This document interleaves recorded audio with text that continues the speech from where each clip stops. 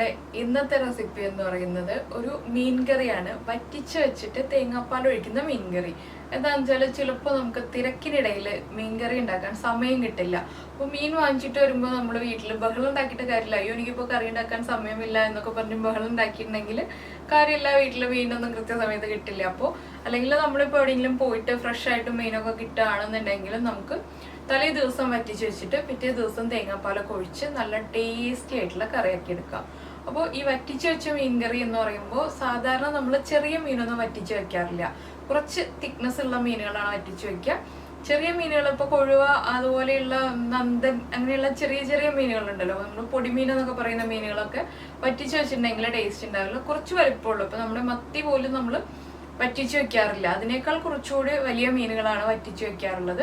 അയിലൊക്കെ അയില, വറ്റ അങ്ങനെയുള്ള മീനുകളൊക്കെ വറ്റിച്ച് വെക്കാം. നെയ്മീൻ ചെയ്യാം, കണമ്പ്, അങ്ങനെ കുറെ മീനുകളുണ്ട് ഈ വറ്റിച്ച് വെക്കുന്നത്. അത് വറ്റിച്ച് വെച്ചിട്ട് പിറ്റേ ദിവസം ആകുമ്പോൾ തേങ്ങാപ്പാൽ ഒഴിക്കാന്ന് പറഞ്ഞിട്ടുണ്ടെങ്കിൽ ഏറ്റവും എളുപ്പമുള്ള രീതിയാണ്. ഏറ്റവും എളുപ്പത്തിൽ നമുക്ക് കറി ഉണ്ടാക്കാം. അധികം ഇൻഗ്രീഡിയൻസ് ഇപ്പോൾ തേങ്ങ അരയ്ക്കുന്ന പോലെയുള്ള ജോലികളൊന്നുമില്ല. വളരെ ഈസി ആയിട്ട് ചെയ്യാൻ പറ്റിയ റെസിപ്പിയാണ്. അപ്പോൾ എന്തായാലും എല്ലാവരും ഇതൊന്ന് ട്രൈ ചെയ്ത് നോക്കും മീൻ വാങ്ങിക്കുമ്പോൾ. അപ്പോൾ എങ്ങനെയാണ് നമുക്ക് നമ്മുടെ വറ്റിച്ച് വയ്ക്കുന്ന മീൻ കറി ഉണ്ടാക്കുന്നതെന്ന് നോക്കാം. നമ്മൾ ചട്ടി ചൂടാക്കിയിട്ട് ചട്ടിയിലേക്ക് വെളിച്ചെണ്ണ ഒഴിച്ചു.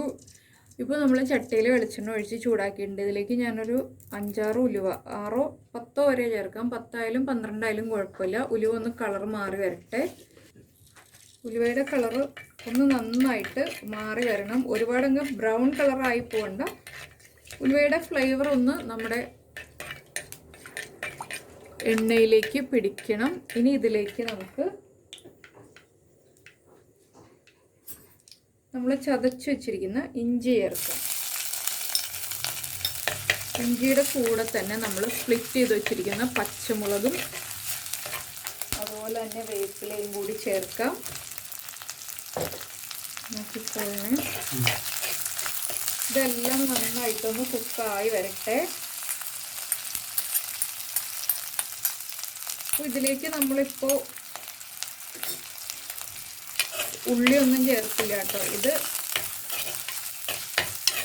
ഫ്രിഡ്ജിൽ വെക്കേണ്ട ആവശ്യവുമില്ല. ഇതുപോലെ വറ്റിച്ച് ഇങ്ങനെ നമ്മൾ ആവി പോയി കഴിയുമ്പോൾ അടച്ചു വെച്ചാൽ മതി. ഇതൊന്ന് കളറൊന്ന് മാറി വരട്ടെ. ഇപ്പോൾ നമ്മുടെ ഇഞ്ചിയും പച്ചമുളകും ഒക്കെ ഒന്ന് കുക്കായി വന്നിട്ടുണ്ട്. ഞാൻ ഫ്ലെയിം കുറച്ചു. ഇതിലേക്ക് നമുക്കിനി പൊടികൾ ചേർക്കാം. ഒരു 3/4 ടീസ്പൂൺ മഞ്ഞൾപ്പൊടി, അതുപോലെ തന്നെ 1.5 ടീസ്പൂണാണ് ഞാൻ മുളക് പൊടി ചേർക്കുന്നത്. പിന്നെ ഒരു 1 ടീസ്പൂൺ മല്ലിപ്പൊടി. നമ്മൾ അധിക ദിവസം വയ്ക്കാനുള്ള കറിയാണ്, 2 ദിവസം വയ്ക്കാനുള്ള കറിയാണെങ്കിൽ മല്ലിപ്പൊടി ചേർക്കാതെ തന്നെ ഇതുപോലെ വറ്റിച്ച് വയ്ക്കാം കേട്ടോ. അപ്പോൾ ഞാൻ നാളെ തന്നെ ഉപയോഗിക്കുന്നത് കൊണ്ടാണ് മല്ലിപ്പൊടി ഇപ്പോൾ ചേർത്തത്. നമ്മളിപ്പോൾ രാത്രിയല്ലേ റെഡിയാക്കുന്നുള്ളൂ. രാവിലെ തന്നെ തേങ്ങാപ്പാൽ ഒഴിച്ചിട്ട് നമ്മൾ കറി റെഡിയാക്കി എടുക്കും. അപ്പോൾ ഇതൊന്ന് കുക്കായി വരട്ടെ. ഈ പൊടികൾ വേഗം കുക്കായി കിട്ടാനുള്ള ഒരു എളുപ്പ വഴി എന്താണെന്ന് വെച്ചാൽ നമ്മളിവിടെ കുടംപുളി വെള്ളത്തിലിട്ട് വെച്ചിട്ടുണ്ട്. ആ കുടംപുളി വെള്ളം കുറച്ച് ഇതിലേക്ക് ഒഴിച്ചിട്ടുണ്ടെങ്കിൽ വേഗം കുക്കായി കിട്ടും. ഒന്ന് പൊടികൾ ചൂടായി വരുമ്പോൾ കുടംപുളി വെള്ളത്തിലിട്ട് വെച്ചാൽ ആ വെള്ളം കുറച്ചായിട്ട് ഒഴിച്ചു കൊടുക്കുക. മുഴുവനെ ഒരുമിച്ച് തന്നെ ഒഴിക്കരുത്. അപ്പോൾ പൊടി കുക്കാവാൻ സമയം കൂടുതലെടുക്കും. ഒരു സ്പൂൺ വീതം ഒരു 2-3 പ്രാവശ്യം നമ്മൾ വെള്ളം ഒഴിച്ചു കൊടുത്തിട്ടുണ്ടെങ്കിൽ വേഗം പൊടി കുക്കായി കിട്ടും. പിന്നെ ഇതിലേക്ക് ഇപ്പോൾ തക്കാളി ഒന്നും ചേർക്കില്ല. നമ്മൾ കുടംപുളി മാത്രമേ ചേർക്കുന്നുള്ളൂ.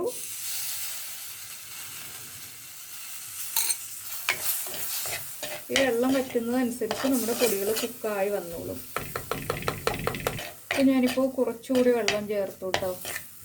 ഇനി ഇതൊന്ന് കുക്കായി വരട്ടെ. ഈ വെള്ളം ഒന്ന് വറ്റി വരട്ടെ. അപ്പോൾ നിങ്ങൾ മീനിൻ്റെ എണ്ണം അനുസരിച്ച് പൊടിയുടെ അളവിൽ വ്യത്യാസം വരുത്താം കേട്ടോ. നമ്മളിപ്പോൾ 5 മീനിന് വേണ്ടിയിട്ടാണ് ഈ ഒരു അളവിൽ പൊടികൾ എടുത്തിട്ടുള്ളത്. പിന്നെ പച്ചമുളകിന് അത്യാവശ്യം എരിവുള്ള പച്ചമുളകാണ്.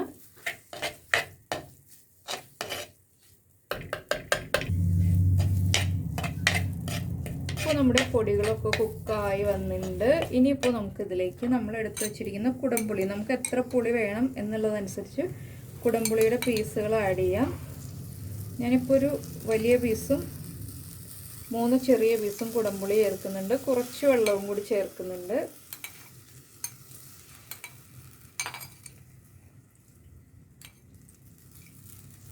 അതിൻ്റെ കൂടെ തന്നെ നമുക്ക് കുറച്ച് ഗ്രേവിക്ക് ആവശ്യമായിട്ടുള്ള വെള്ളം ചേർക്കാം. ഒരുപാട് വെള്ളം വേണ്ട. നമ്മുടെ ഈ മീനൊന്ന് മുങ്ങിക്കിടക്കാൻ ആവശ്യമായിട്ടുള്ള വെള്ളം മാത്രം മതി. ഒരുപാട് അങ്ങോട്ട് നമ്മൾ വേവിച്ച് ഉടഞ്ഞു പോകുന്ന രീതിയിൽ വേവിക്കരുത്. അതുകൊണ്ട് കുറച്ച് വെള്ളത്തിലാണ് വേവിക്കുക. ഇതിലേക്ക് നമുക്ക് ആവശ്യത്തിന് ഉപ്പ് ചേർക്കാം.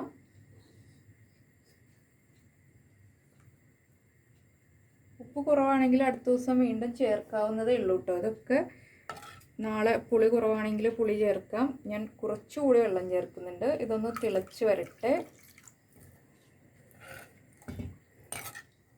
ഗ്രേവി ഇതാ നന്നായിട്ട് തിളച്ച് വന്നിട്ടുണ്ട്. നമുക്കിതിലേക്ക് മീൻ ഇട്ട് കൊടുക്കാം. മീൻ മുറിച്ചിട്ട് ഇട്ട് കൊടുക്കണമെങ്കിൽ മുറിച്ചിട്ട് ഇട്ട് കൊടുക്കാം. ഒന്ന് വരഞ്ഞിട്ട് ഇട്ട് കൊടുക്കണമെങ്കിൽ വരഞ്ഞിട്ട് ഇട്ട് കൊടുക്കാം. ഇതിപ്പോൾ അങ്ങനെയൊന്നും വരയാനുള്ള വലിപ്പം ഇല്ലാത്തതുകൊണ്ട് ഞാൻ അതുപോലെ തന്നെ മുഴുവനായിട്ട് ഇങ്ങനെ ഇട്ട് കൊടുക്കുകയാണ്.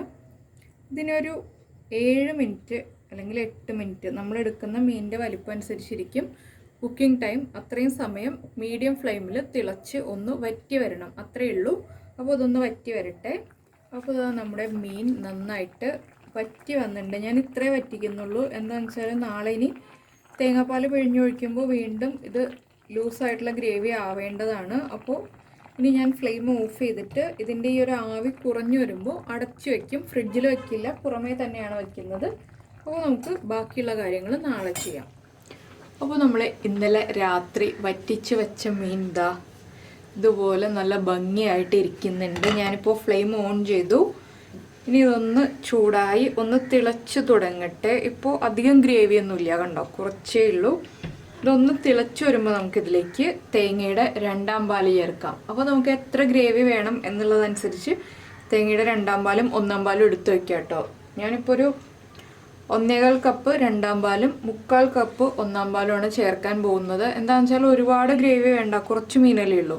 അപ്പോൾ നിങ്ങൾക്ക് നിങ്ങളുടെ ആവശ്യമനുസരിച്ച് പാൽ ആഡ് ചെയ്യാം. അതുപോലെ തന്നെ കുറച്ച് ഉള്ളി നന്നാക്കി വയ്ക്കുക. ഒരു 6-7 ഉള്ളി ഒന്ന് ചതച്ചെടുക്കണം നമുക്ക് ഇതിലേക്ക് ചേർക്കാനായിട്ട്. പിന്നെ കുറച്ച് ഉലുവ വറുത്ത് പൊടിച്ചതും കൂടി വേണം. അപ്പോൾ ഇതൊന്ന് തിളയ്ക്കട്ടെ. അപ്പോൾ നമ്മുടെ മീൻ കറി ഇപ്പോൾ ഇതാ നന്നായിട്ട് തിളച്ചുകൊണ്ടിരിക്കുന്നുണ്ട്. ഇതിലേക്ക് നമുക്ക് നമ്മുടെ തേങ്ങാപ്പാൽ ചേർക്കാം.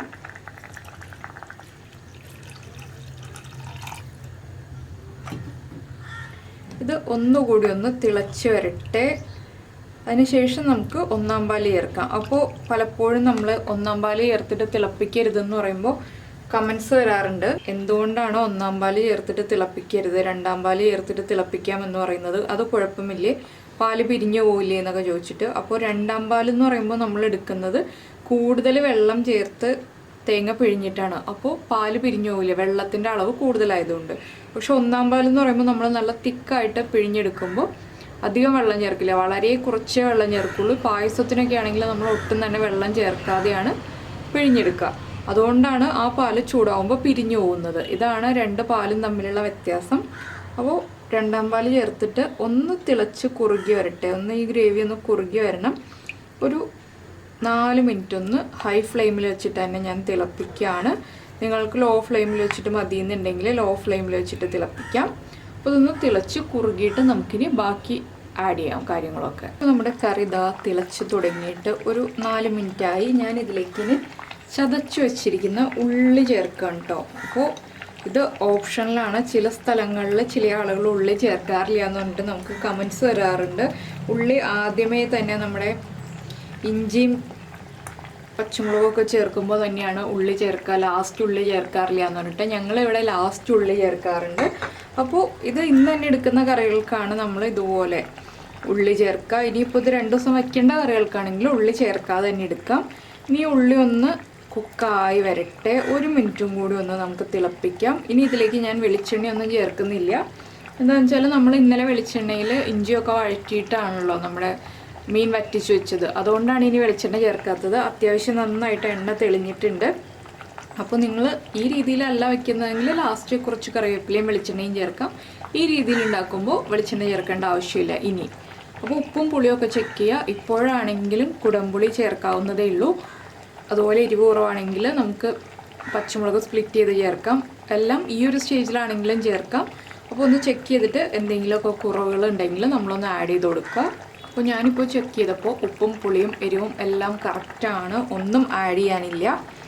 അപ്പോൾ ഇനി നമ്മളിതിലേക്ക് ഫ്ലെയിം ഓഫ് ചെയ്തതിന് ശേഷം നമ്മുടെ 2 ഇൻഗ്രീഡിയൻസ് ചേർക്കാനുണ്ട്. ഒന്ന് നമ്മുടെ ഉലുവപ്പൊടിയാണ്.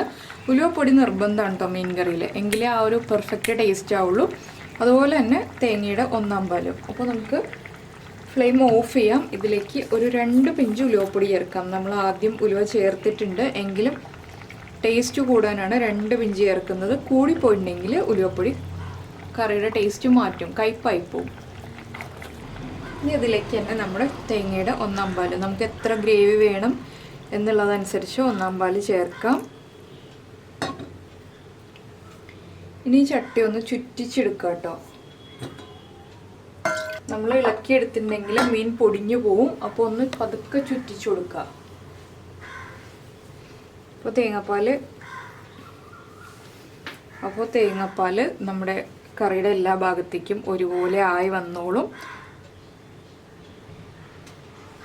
ഇനി ഇതിരുന്നിട്ട് ചൂടായിക്കോളും, ഇളക്കൊന്നും വേണ്ട. കണ്ടോ, ബബിൾസ് വന്ന് തുടങ്ങുന്നുണ്ട് നമ്മുടെ കറിയിൽ, ഫ്ലെയിം ഓഫ് ചെയ്തിട്ടും.